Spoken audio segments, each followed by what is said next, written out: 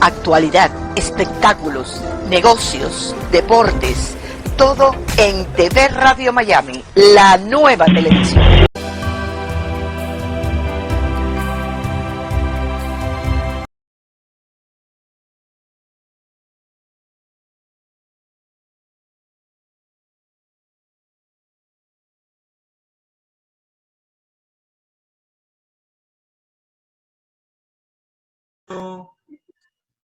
Ahora sí, vamos. Muy bien, y ya estamos en contacto, como es habitual, con los Estados Unidos de América, y desde allí el señor Agustín Ranguni. Hola Agustín, buen día, ¿cómo estás? ¿Cómo estás, Enrique? Muy buen día para vos, para Denise, que está al lado tuyo. Un feliz Hola. día para Alejandro también. Aquí estamos en un día de sol a pleno, pero por supuesto en temporada esta que de repente aparece una nube y después tenemos una catástrofe de lluvia. Pero en principio estamos en un bonito día.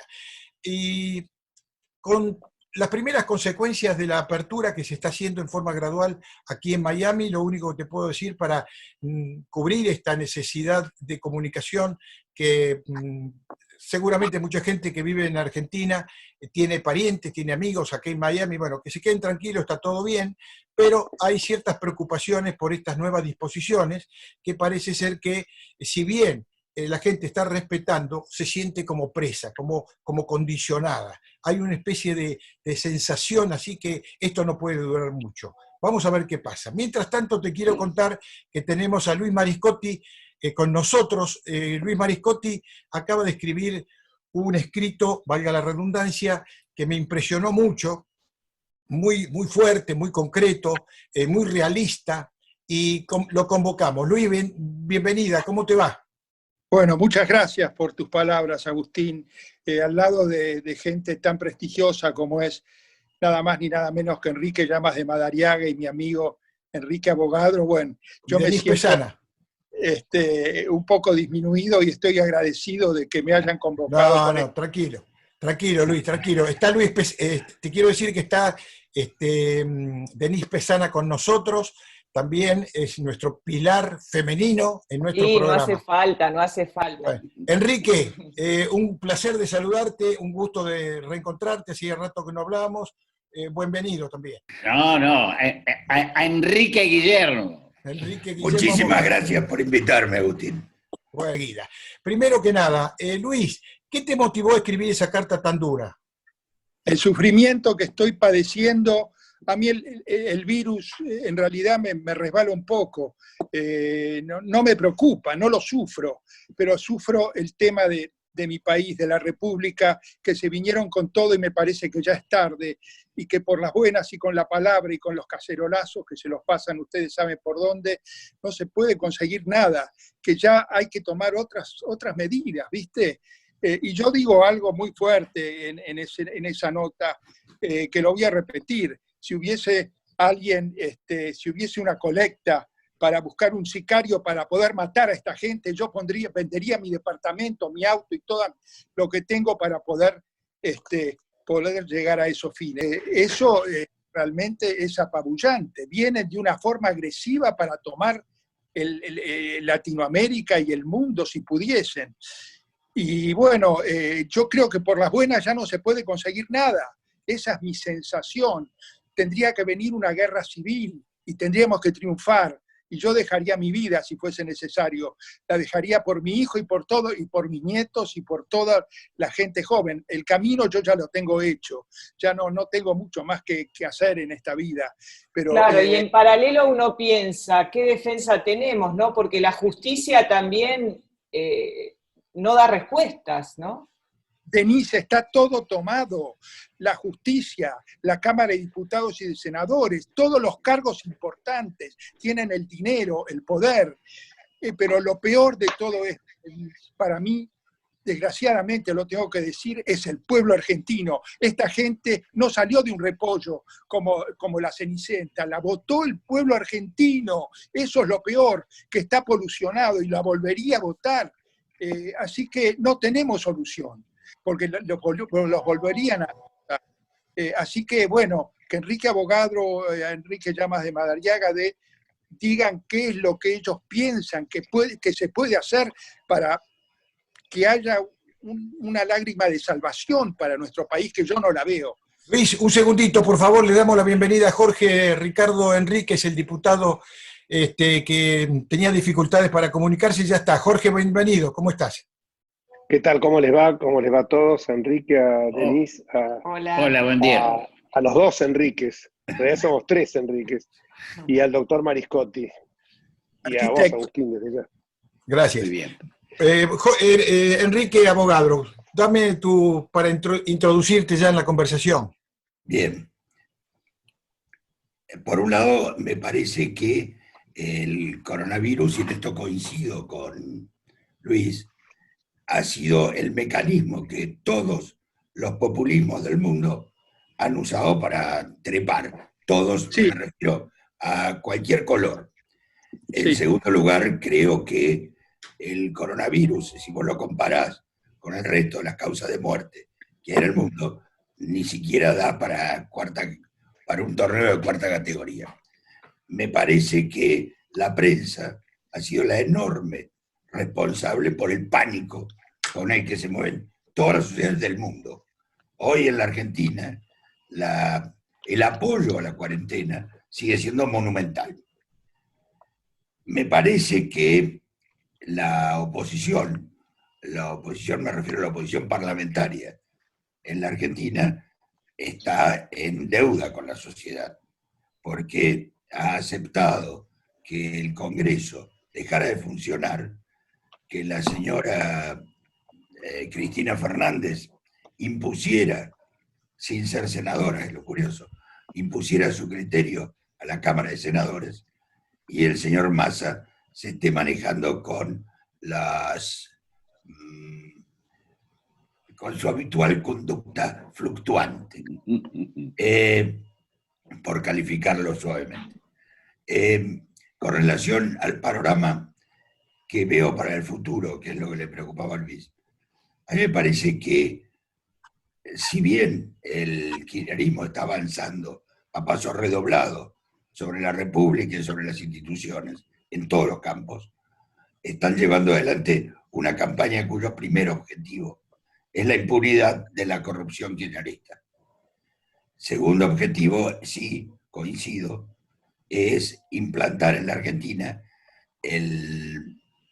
los postulados de la última reunión, el Foro de San Pablo, el 29 de mayo del año pasado, y del Grupo de Puebla, cuyo actual presidente es Alberto Fernández, el único presidente en ejercicio que integra el Grupo de Puebla. Ahora, a mí me parece que hoy es imposible determinar el futuro, porque es la primera vez que el populismo en la Argentina tiene que gobernar sin un centavo.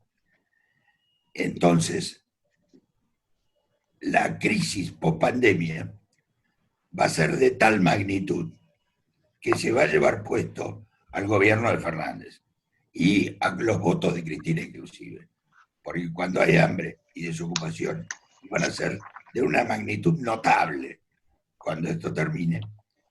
Me parece que no van a tener la fuerza necesaria como para tomar realmente el poder.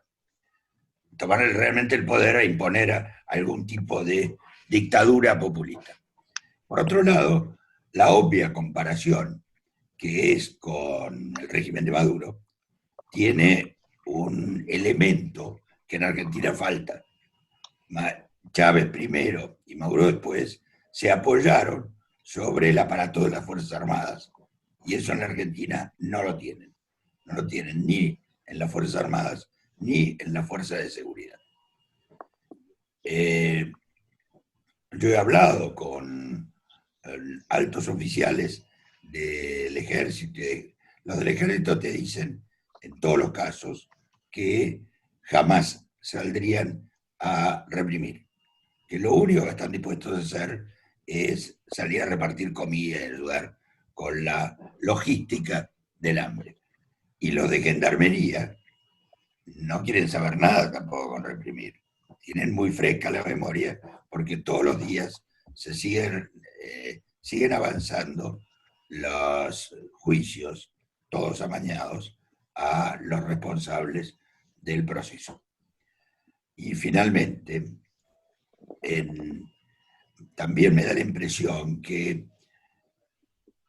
gran parte de la posibilidad de Cristina de imponernos un modelo de ese tipo depende de la subsistencia de Maduro. Y hoy creo, y esto tendríamos que preguntárselo a Agustín, creo que esa sobrevivencia está muy en juego. Estados Unidos ha desplegado frente a las costas atlánticas de Venezuela un enorme aparato militar que, dadas las circunstancias de política interna de Estados Unidos, con la elección de noviembre de Trump, tampoco Trump se puede dar el lujo de decir a los barquitos vuelvan. Y esto lo vamos a ver además en las próximas 96, 120 y pico de horas, porque están llegando a Venezuela 5 buques tanques iraníes, que si bien están navegando en aguas internacionales y si bien no está decretado un bloqueo internacional a Venezuela, las fuerzas navales americanas están respondiendo a un mandato de la justicia americana. Entonces, todo este panorama me da la sensación que va a complicar muchísimo la situación en Latinoamérica para los populismos. Gracias, Enrique. Le damos la bienvenida a Jorge Ricardo Enríquez, que bueno, llegó tardecito, pero también le agradecemos mucho su presencia. ¿Cómo estás, Jorge? ¿Qué tal? ¿Cómo te va a todos? Disculpen, lo que pasa es que estaba esperando que me habilitaran para entrar a la reunión. Bueno, coincido parcialmente con algunas de las cosas que se han dicho. No voy a coincidir, desde luego, que el Congreso no ha venido trabajando. Desde el día 21 que empezó la pandemia, la cuarentena, mejor dicho, nosotros hemos presentado proyectos de ley de todo tipo, que yo agruparía en aquellos que tienen como propósito el apoyo crediticio a las pymes, a las mini pymes, el alivio a la situación económica de las mismas, trabajar sobre el tema de los monotributistas y de los cuentapropistas, que nos parece eso esencial. Vivimos en un país donde 12 millones de personas trabajan para que 18 millones de personas cobren un sueldo del Estado, repito, cobremos, mejor dicho, un sueldo del Estado, un cheque del Estado todos los meses a fin de mes. Cuando hablo de esto, hablo de todo, hablo de los que cobran la UH, hablo del sueldo de los diputados, hablo del sueldo de todo el aparato del Estado, Fuerzas Armadas, de Seguridad, etcétera, jubilados, también por supuesto, muchos de los cuales 3 millones no realizaron un solo peso de aporte y hoy cobran una jubilación mínima. Entonces creo que ante una situación tan delicada había que solucionar algunos de esos problemas. Trabajamos en ese sentido, trabajamos también en todo lo que era el apoyo a las medidas sanitarias. No coincido con que el aislamiento haya sido en la primera etapa algo que uno podía censurar, porque los países que no lo hicieron explotaron con la curva de infectados y en consecuencia de muertos. Pruebas al canto: Italia, España, Brasil, Estados Unidos, Francia. Otros lo hicieron de una manera mucho más liviana quizás, pero también padecieron una enorme cantidad de muertos, como fue el caso de Alemania. Suecia, algunos lo pusieron como ejemplo. No comparto, porque la idiosincrasia del sueco es totalmente distinta a la nuestra, pero creo que el ejemplo más exitoso lo tenemos cruzando el Río de la Plata con las políticas que implementó Lacalle, que realmente es un ejemplo para toda América Latina de gobernante, porque bajó los impuestos, porque redujo los salarios de los funcionarios públicos. Nosotros propusimos bajarlos en un 30%. El presidente no avanzó con esto, porque empezó con las comparaciones de su sueldo con los de los ministros de la Corte.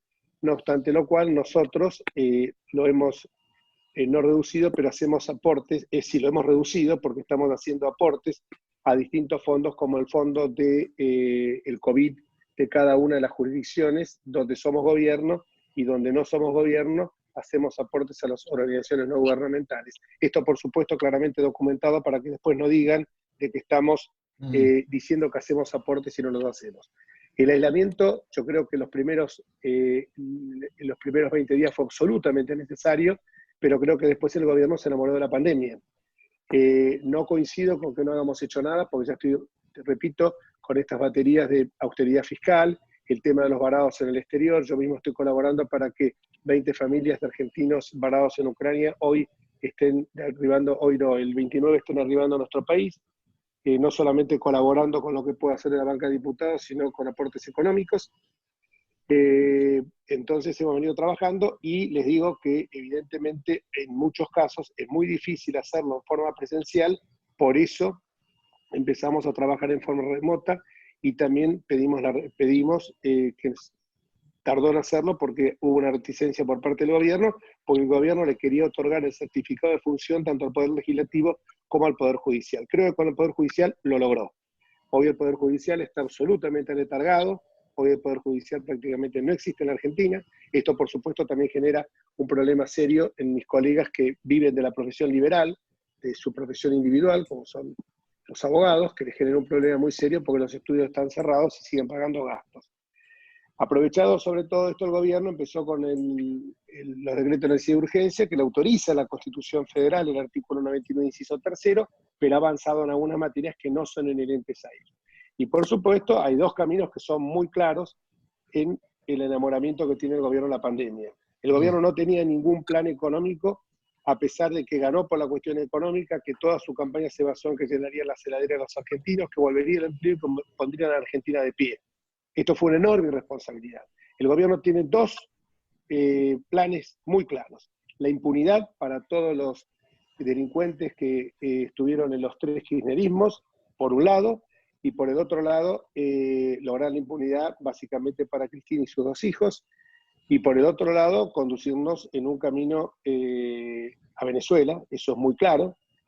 El tema de la impunidad se abrió a partir del momento en que se pidió el secretario de Derechos Humanos, Pietragala, que no tenía nada que ver, se presenta como amicus curiae, figura que no era pertinente en su caso. Yo diría que es amicus delinquenti, amigo del delincuente, que es la figura que se tenía que haber presentado Pietragala, para lograr la escarcelación de Vudú, que era absolutamente absurda porque no tenía ni la edad para ser factor de riesgo, ni tampoco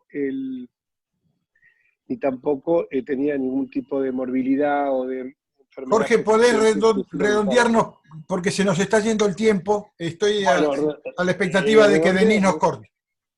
Redondeo diciendo que por un lado ese es el camino y por el otro lado el camino es de asfixiar a la gente. La apertura tendría que haber sido gradual, la apertura tendría que haber sido, creo que lo que faltó en el tema sanitario es que primero se minimizó la posibilidad de la pandemia.